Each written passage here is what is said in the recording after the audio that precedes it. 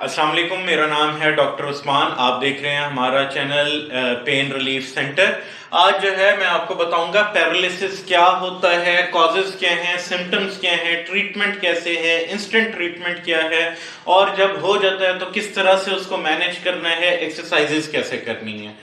It's a condition that cause loss of motion और muscle function. Basically जब आपको फालिज होता है तो आपका जो है राइट या लेफ्ट एक तरफ पैरालिसिस जाएगा। उसमें जो है आपका एक बाजू एक टांग उसमें मोशन कम हो जाएगी, आपको सिग्नल्स लॉस होना शुरू हो जाएंगे, हाथ हिलाने में दर्द होगा। ये होता है फालिज। अब कॉजेस क्या होते हैं, रीजंस क्या होती हैं? सबसे पहले है स्ट्रोक हो जाना, ब्रेन में स्ट्रोक हो जाना, या फिर attack that occurs when supply of blood brain is cut off. This can damage brain tissue and जब supply of blood in brain के अंदर सप्लाई जो है ब्लड की कम हो जाएगी तो टिश्यूज जो हैं वो आपके डैमेज हो जाएंगे, तो उसको हम लोग बोलते हैं स्ट्रोक। दूसरा है स्पाइनल इंजरी हो जाना, स्पाइनल कॉर्ड के अंदर trauma to the spinal cord that can disturb nerve signal.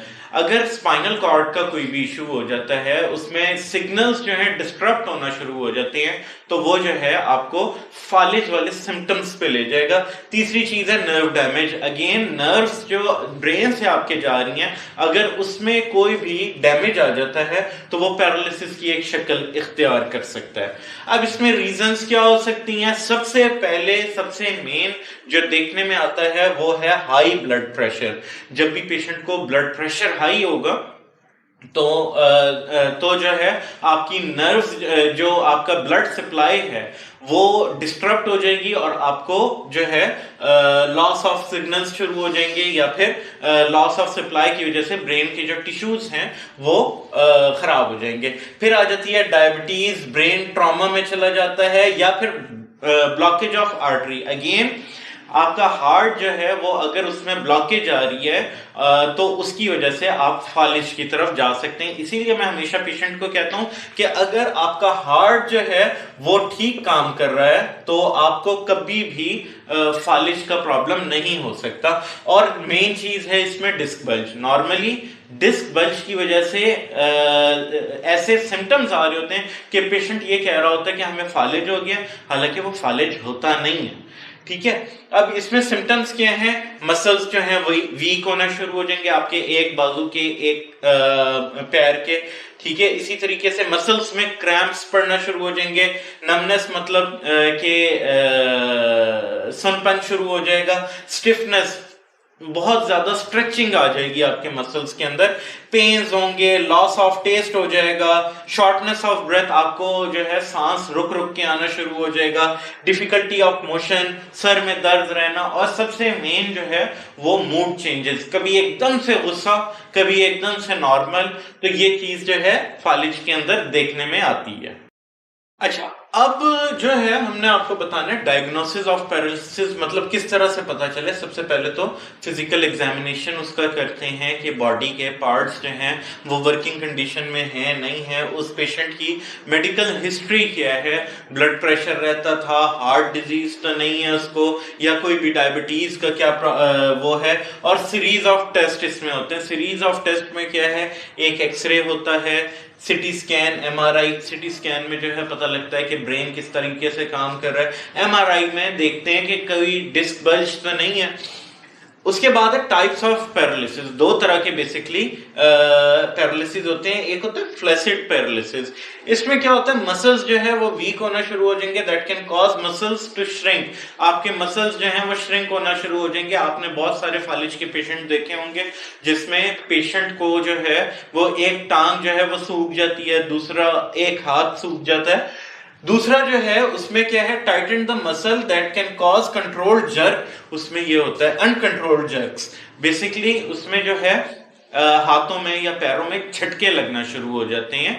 तो ये दो टाइप्स होती हैं। अब इसमें फर्स्ट एड क्या होनी चाहिए जब पेशेंट को फालिज शुरू हो रहा है या घर पे होते हैं आप, तो उसमें सबसे पहली चीज है, make patient lie on his और her left side.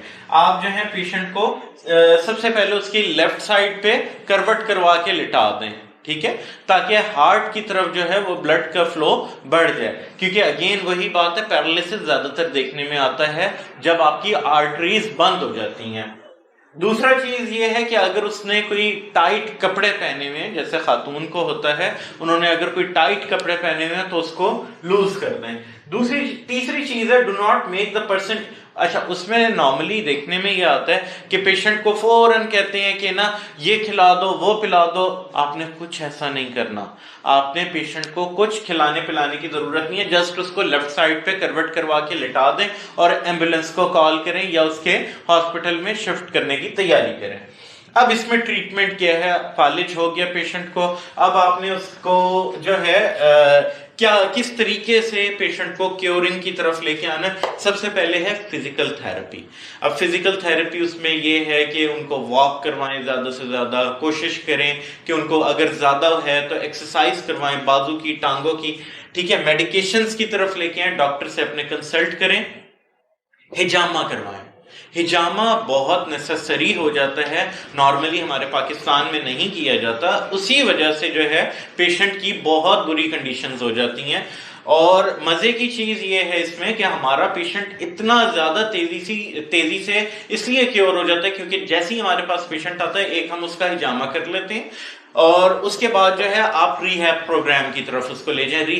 Rehabilitation centre हर मुल्तान के, पाकिस्तान के हर छोटे बड़े शहरों में बना हुआ है, तो उनको रिहैब के पास लेके जाएं, या फिर अगर आप नहीं कर सकते तो आप हमारे पास लेके आए, हम खुद आपको एक्सरसाइजेस बताएंगे किस तरह से आपने पेशेंट को एक्सरसाइज करवानी है, किस तरह से आपने पेशेंट को क्योरिंग की तरफ लेके आना है। तो अगर आपके किसी भी जानने वाले को, करीबी दोस्त को, दूर से किसी को, रिश्तेदारों को ये प्रॉब्लम है तो आप हमारे पास लेके आए। हाँ, खास तौर पे अगर पुराना है तब भी और नया है तब भी आप हमारे पास लेके आए, इंशाअल्लाह अल्लाह ने चाहा जरूर सेहत होगी।